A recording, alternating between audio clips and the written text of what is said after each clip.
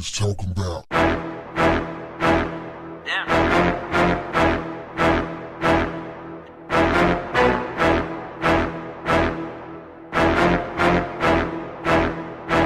What's up, family? As suspected, the worst possible outcome has been realized in the case of EBE Bands, the Chicago rapper who reportedly went missing on June 1st. Rockford police found the 23-year-old musician's lifeless body on Thursday, June 20th in Winnebago County, an incorporated region. William R. Zate and Manuel Ramirez, both 22 years old and of Rockford, Illinois, were both arrested in connection with the crime. Zate is charged with 2 counts of first-degree murder and concealment of a homicidal death. Ramirez is staring down a single count of concealment of a homicidal death. Zate's bail has been set at $1 million, while Ramirez is currently sitting in the Winnebago jail on a $50,000 bond. Police are also searching for a 20-year-old by the name of Dakota Graff, who is considered a person of interest and is wanted on a number of unrelated warrants. Youngsters just throwing their lives away. As wild as this is, y'all, I can't front. I've been there. I understand. I understand how easy it is to pull that trigger. You living in the moment. You in that type of environment where people pick up guns and they don't think about the consequences. Trying to live that life, everybody is mad. Well, not everybody, but a lot of people that live in impoverished communities are just walking around mad. And it's easy, very easy to get into conflict and be violent. Very easy. A lot of times people pack weapons just to protect themselves. And if you got a weapon on you and you get engaged in conflict, you're probably going to use that weapon even if you can beat the person fighting. So youngsters just don't think. We just don't use our heads when we're young. You know, we just don't do it. We don't really think about the consequences. My nephew, when he was 15 years old, he killed our uncle because his cousin was afraid that our uncle was going to tell her father and mother that she had some boys in the house.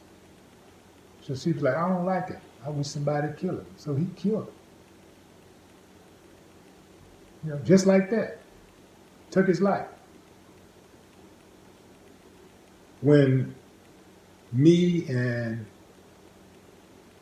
his other uncle tracked him down in the hood, he was trying to hide out. We got a call where he was. We went and got him.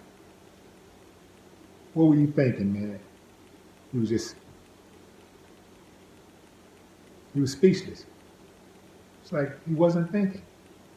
He didn't really think about the consequence. He didn't think about the harm that he caused. That he didn't think that he would divide the family.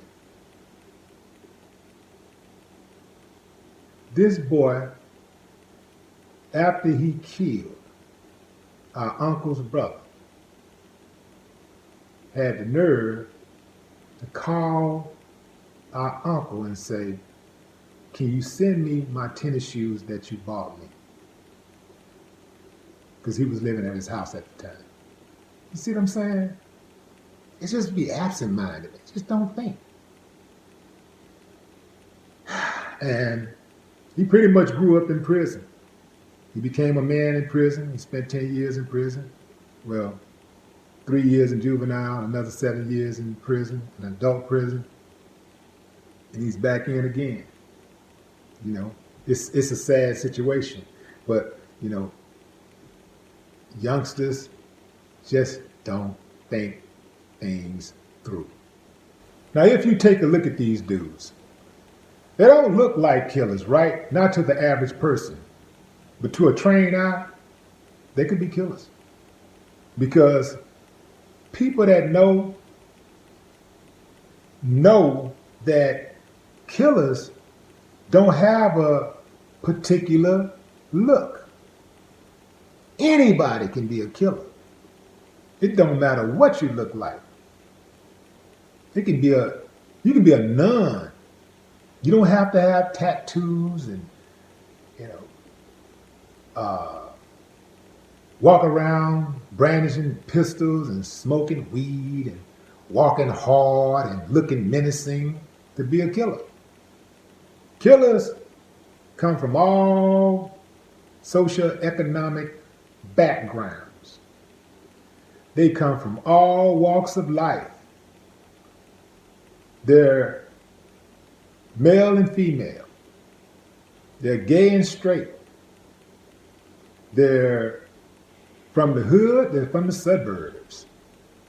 They're black, white, brown, and everything around. Don't get it twisted. I'm not saying these dudes are the killers, but these are the guys that the police have identified as the suspects in the killing. So I'm assuming that Ramirez didn't actually take part in the killing. He just it was probably a situation where his buddy came to him and said, look, I killed this dude, help me cover up. Because if he was there during the killing, then he would be charged too. So I'm assuming this is after the fact that he probably helped to, or at least the police thinks that he helped to cover the crime after the fact. Man, y'all be careful out there. EBE. They say also that a lot of people suspect that this has something to do with him pulling that gun on that 16-year-old girl.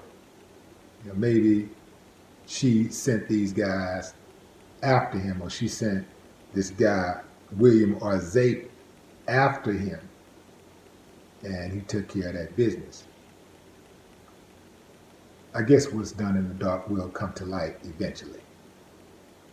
No more talk. What the haters talking about?